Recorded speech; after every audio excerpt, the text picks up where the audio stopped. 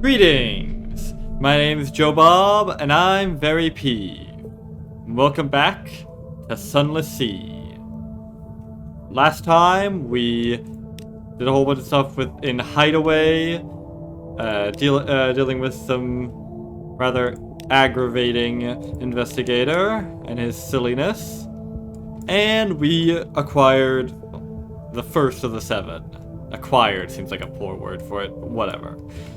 Now then, now time to swing over to the next one, Igel. I mean, I guess we could go to Undercrow instead, but well, actually, maybe there's merit to that.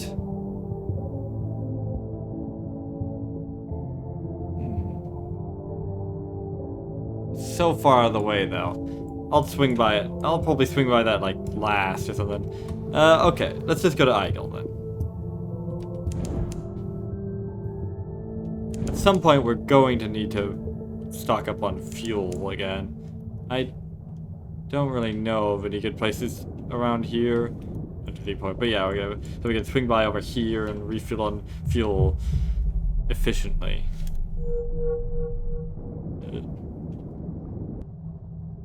Ah, here we go. Oop. Shit. Ow.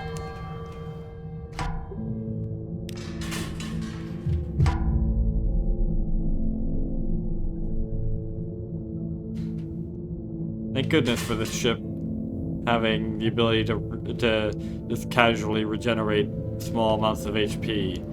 Otherwise, this damn folded impeller would be the death of me. Alright. Igel. This, incidentally, is that place that I mentioned that's built around the Fortress Kettle. In the video after the previous, before the previous one. The station is pinned to the surface of Igel. Once it was a roving vessel, the Fortress Kettle, and floated freely from place to place. Now it is stuck on spines of fluke rock. What is this? I don't know what that is. Something to do with the regret of the sensitive brother. What? I don't know what that is. Anyways. We can, Alright, so it's a simple port report. The Admiralty would find this a curious place. Loose information. You gather a description of the Fortress Kettle and a survey of its resources. You scrape away a little of the sealant, the color of amber, and the texture of wax that keeps out seawater where the hull is pierced by the spines of Igel. You sketch the arrangement of decks and hatches, so far as you have been able to reach. But about the population, you cannot offer much detail. The tomb colonist declines to be identified, and the traveling postman laughs at you. Alright, good thing I have all these Sunless fruit. The crew can't show you around. The first mate keeps the hatch keys. They really leave the engine room, but they'll come out for Sunless fruit. The first mate's features are softer than the average Londoners, as though they have become part rubbery man. Their skin is marked in dozens of places with shiny, calcified ovals, around which the skin is reddened. You offer them the Sunless fruit, and they receive it reverently. They don't eat it in front of you, but withdraw through a hatch that is usually kept locked. They are gone a long time, and far off you hear a man's deep laughter. It is a surprising sound in the whispering ship. At last the first mate returns, fingers stained. Let's see. Observe the first mate in research. The Kettle was a research vessel. Now the first mate sometimes engages in research, on the fluke spines that pierce the ship. I don't know why that's in apostrophes. It makes it sound like it's saying, like, research. You know, like when you ask the source of a porn, or hentai or whatever. That would be an interesting fetish, though. I mean, anything's a dildo if you're brave enough. A gathering of silver in the storeroom. This room is blocked by a thick spine at waist level. The spine is purple-black, but the crew have been working at it with planes, grinding away a silvery powder. The powder is collected on mats and sieved into bottles. Our export, the first mate explains. It goes to Station 3, but that is not what we come for. The first mate touches the spine, and for a time their spirit is absent. Then, from one of their few patches of unmarked skin, they grow a needle-shaped protrusion and snap it free. A memento of what I saw when my mind was in Igel.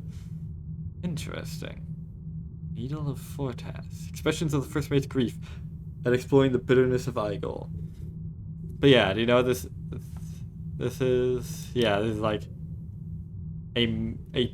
is like a truly massive Lorn floke. Or floke at the very least. I'm not sure if it's Lorn. Probably Lorn though. I think all of them out of Z are. Let's see. The Imperious Sister waits an answer. She has set a rendezvous at Hunter's Keep. Yeah, I've completely forgotten what the fuck this is. Into the Fortress Kettle. The first mate leads you through hatches usually kept locked, down to the depths of the Fortress Kettle. They begin to limp more evidently, the further you descend. At last, you come to the engine room, where a spike of Igel jabs through the hole. The engine is thoroughly destroyed. Its furnace is cold. Its great wheels will never turn again. The surface of Igel is exposed to your touch. It shimmers. We make it beautiful on purpose. There is a shiny silver patch on the spike. We allow the silver to be harvested. Touch it with one hand. Touch our face. The tunnel is skin tight. You descend face first. The wall presses the back of your head, like urging you downward. You should not have come. The entry point of Igel is regret. No one enters Igel without. Descend. Igel is made of needles. The inside of a needle is straight. Sharp, thirsty, dry. There is a scent of green bitter things, of fermentation. Cactus pulp renders an acceptable wine. Someone once died in a desert, and you are traversing the cause of their death. They lived long enough to regret. Here is the memory of a dying man seeing a vulture overhead. The sky. The tunnel branches. We tell you which way to go, but you do not understand. Or do I? Deeper. You narrow your shoulders, press your toes and your knuckles into the tunnel wall, squeeze left and down through a passage lined in fragments of amber. Down, down, and to the left, so to speak. They gather what we wish to know. Here is the smell of a cloying perfume. A woman left her husband for a scoundrel. In a few years she was poor and alone. He seemed like a good man. How could I have known? Of course she knew. Her husband offered to take her back, but she could not endure his forgiveness. We have his regrets also. He minded her absence much more than her unfaithfulness. But he could not persuade her. Whoa, sudden jump. Oh, before we get again, I really need to increase my irons at some point. Oh well. Descend. But only if you feel strong. From here you cannot surface until you have found what you seek. Damn it. Forward? Do you want to die here in the dark? Death is not the thing to fear. Do you want to live down here, squeezed between one misery and the next, so that you can barely move your limbs? We prefer it. Has your nerve failed you? You have not moved.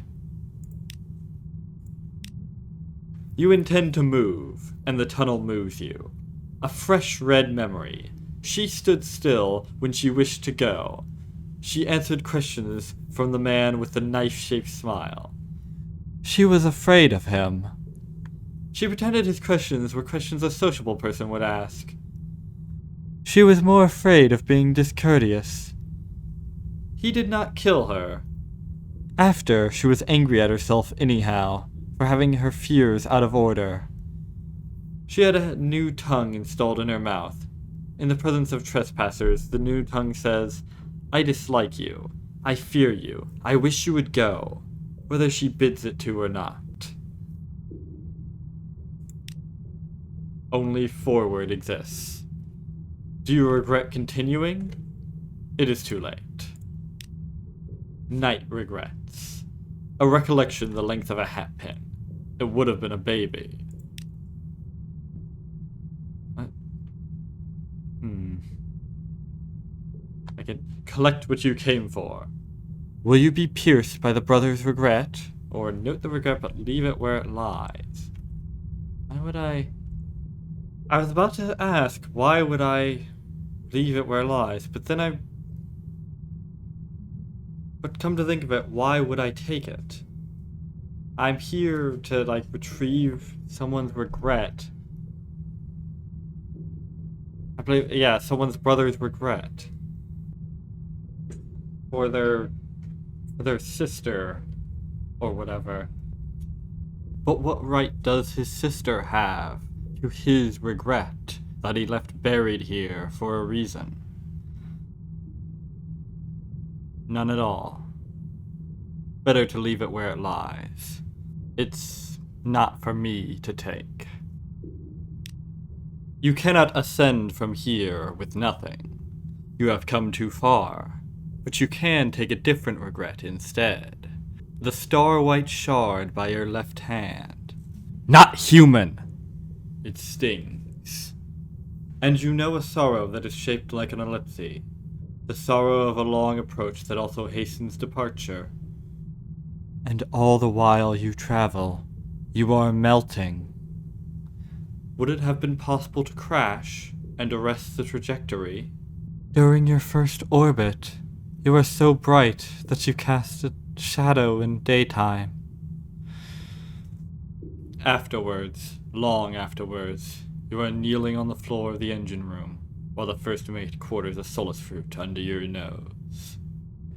Tell the first mate of your experiences. Did not bring back the brother's regret. Has the first mate ever returned without the thing they went to fetch? Secrets and healing. You tell your story, how you made the descent, how you found what you were looking for, how you could not harvest it after all. They smile. I've never shown such restraint myself. Igel has too strong a hold on me. Then, when you think the conversation is closed, the first mate adds, "You do not ask me about the captain. Someone must ask about his wound, or he will never be healed." What? What does that mean?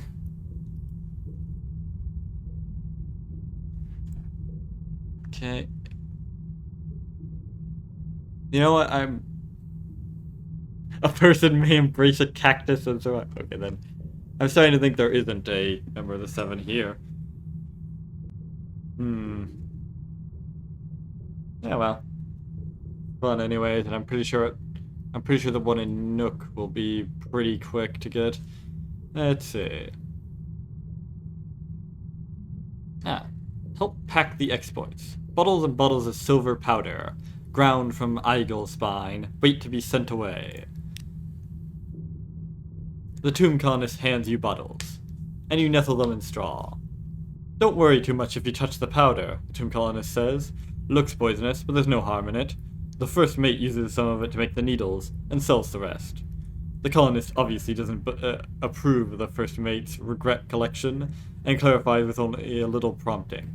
Maybe I'm the wrong person to ask, the tomb colonist says. There's no need for wearing the scars of other people's wounds on top of your own. As if summoned, the first mate comes out of the engine room. Fresh spine. Yes, that is a bit peculiar. Are there any shops? Ooh, I can sell dark shop coffee beans. I'll keep them just in case, though. I can get torpedo components, which are utterly useless to me, and fuel and supplies at a modest markup. Alright, so let's see. Consume a needle of Fortas. Press the spike into your own flesh. Know what it knows. Little worse than a tattoo, surely. Memories layered with memories. You remember. A woman who had persuaded herself into a marriage. She never fell in love with someone else, or betrayed her husband, or did any of the usual things. She lived a dusty life, and wondered whether she even had any appetites to satisfy. Faintly overlaying this is the first mate's reaction: pity, annoyance, and a tangle of feelings about a different broken relationship between themselves and the wounded captain.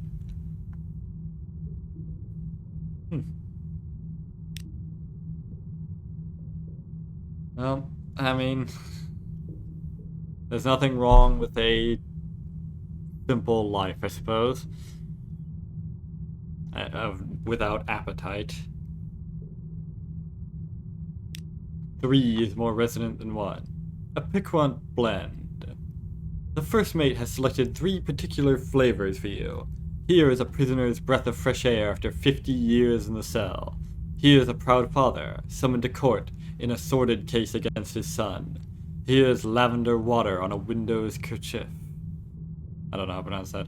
And the square of light on the wall of an empty bedroom. Huh.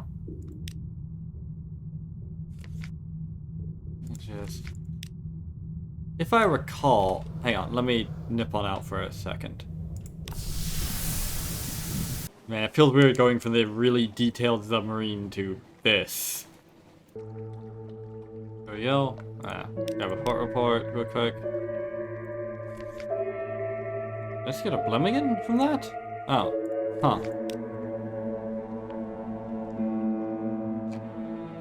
Okay then. I was gonna trade for a Blemmingen, but I just got 2 of them, I think.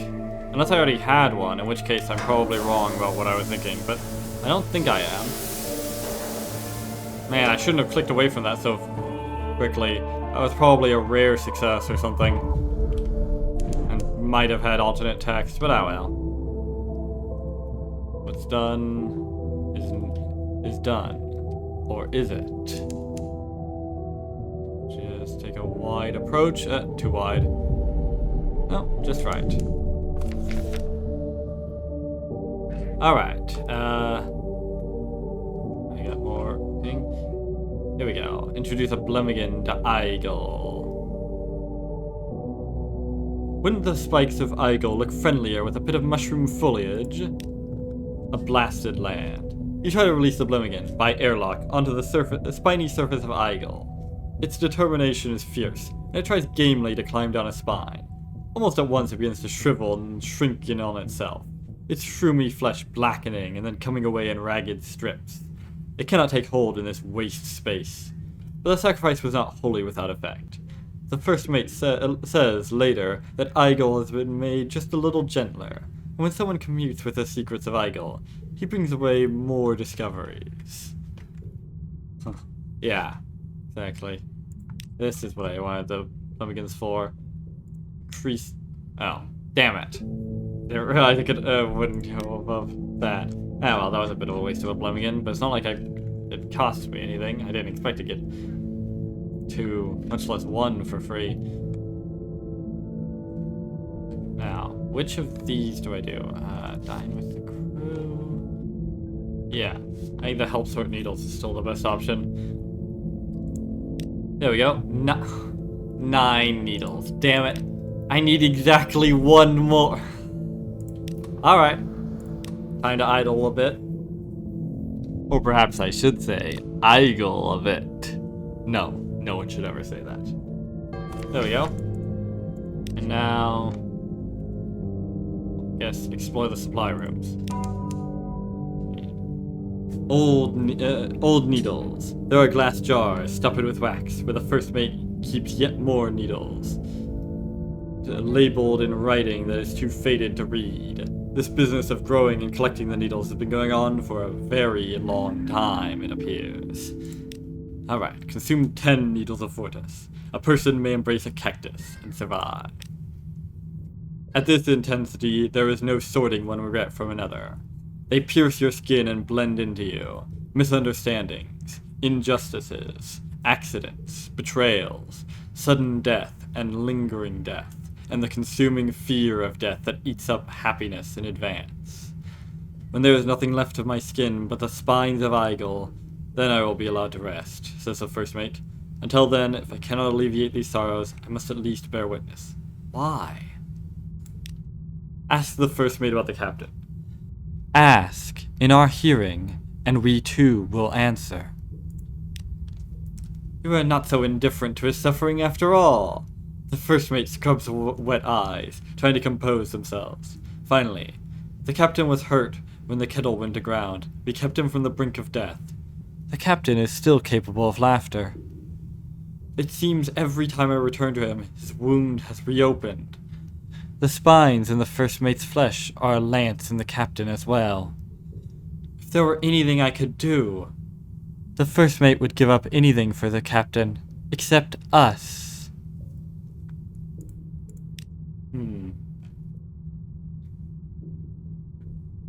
Convince the first mate to stop harvesting Igel. We will not let them go easily. And so to stop harvesting Igel using song and knowledge, or have the Clatery heir remove the first mate's unhealthy need for Igel. We hate her! Take her away! No. Not until... well, it's time for the Clatery heir to do what she does best. Remove unnecessary obsession.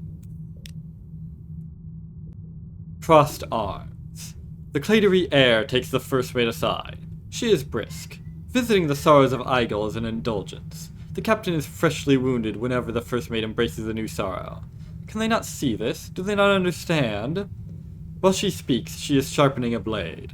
The first mate watches, but does not forbid the operation. Afterwards, both captain and first mate keep to their beds, recovering from their assorted wounds. But they do recover. On the third evening, the captain is able to hobble up to the galley to dine with the crew. There we go. A secret, an extraordinary implication, and a Clatery souvenir. Not that the souvenirs are that useful now. Alright, and... oh, I guess that's it.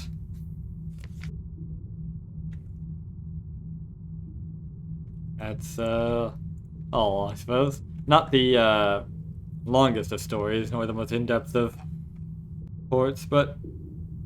well, time to go. To, Nook. Or no, first, wherever that is. If that's even a thing and not just another one of those light ships. What the? Oh. Hello. Whale bones. The Z has not been kind. The colossal skull is intact, but the body has been reduced to a gnawed frame of bones. Carvings have been scored into the bones. These inscriptions. You don your diving gear. Someone has made a palimpsest of the bones. This is not a corpse, but a bone book. A Z voyage is engraved on the skull, from a city at a confluence of 3 rivers. A woman is at the helm. On the underside of a rib, the same image reversed. She returns. An ancient language is scrawled over everything. Someone has attempted to score out the words, but was prevented halfway through, or gave up.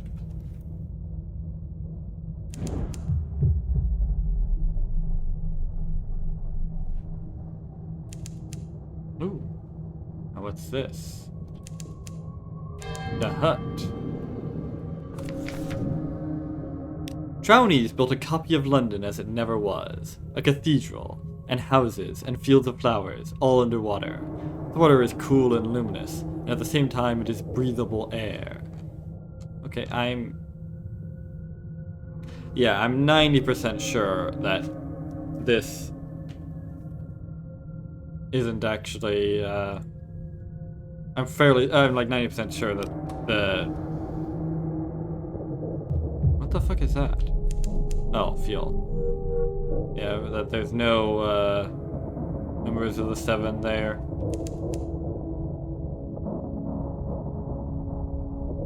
I'll probably come back maybe next time if stuff at Rack doesn't take too long. If not, well, I'll come back after Rack, the episode after Rack. Anyways, Nook. Oh, that's honestly probably the coolest probably the coolest looking port of them all. One of the coolest ports in general, really. Damn it, I need wine. Ah. Where can I get wine that's close by? Here we go. Return to Nook. Now, Beast quivers with distaste at your trespass. The fuck? Alright. Grab a port report. Swim upwards. And, here we go.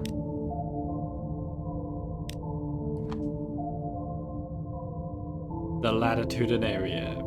In the cavities of his etched tome, trapped air pockets allowed activity largely forsaken in Nook. Conversation.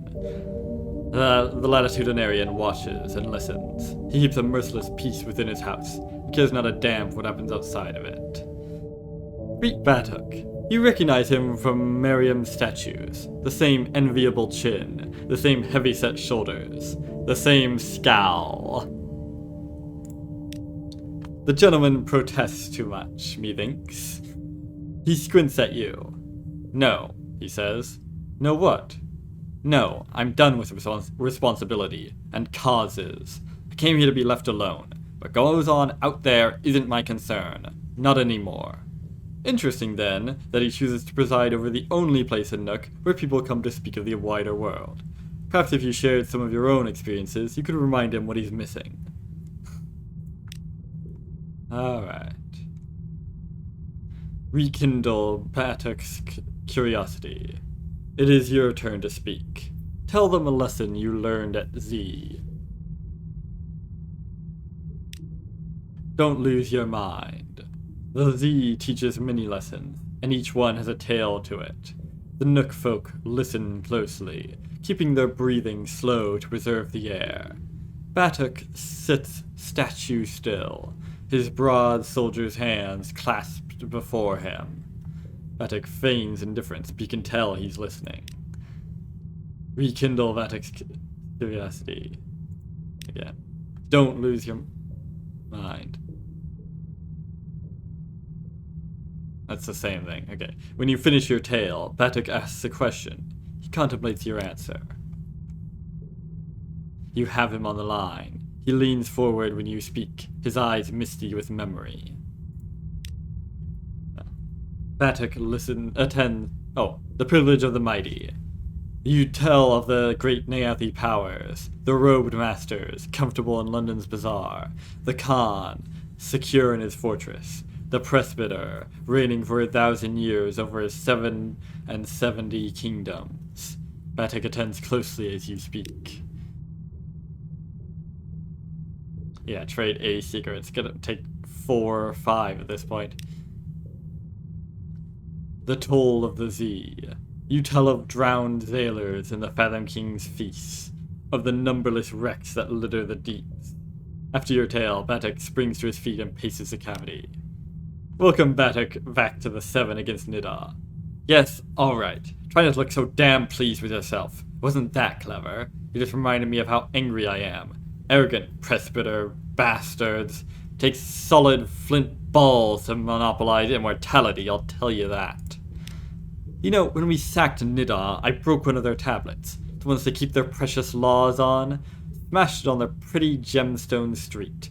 It said, "The Prester saith, none shall set foot in Nidar save he that was born there. He who violates this law shall be cast into the deepest deep, and always forsaken." Well, bugger that. Tell Miriam I'll be ready when she calls me. In the meantime, I'll start looking for some soldiers. The 7 have found their commander. Alright. Well. That was short. Quite short. But, yeah, that's why I figured it would... I recalled it being fairly short, which is why I was so willing to spend most of the episode on some completely unrelated thing, even though I promised that I'd do one every single episode. But yeah, to be fair, it wasn't exactly cheap. You spend 4 of my precious secrets. That's like 1 1/3 Lorn flukes. Not to mention how expensive they are to get otherwise. I mean, over at Irem, that's almost 4,000 echoes. 3,996. But yeah, we have our commander. Yeah, next up, what was it? Ah yes, the propagandist. Over in Rack, which will most likely take a little bit longer, for reasons. But until then, I have been Joe Bob, and I'm very peeved. And remember, dislike the video, unsubscribe if you're for some reason subscribed, and leave a nasty comment in the comment section down below. So long, suckers.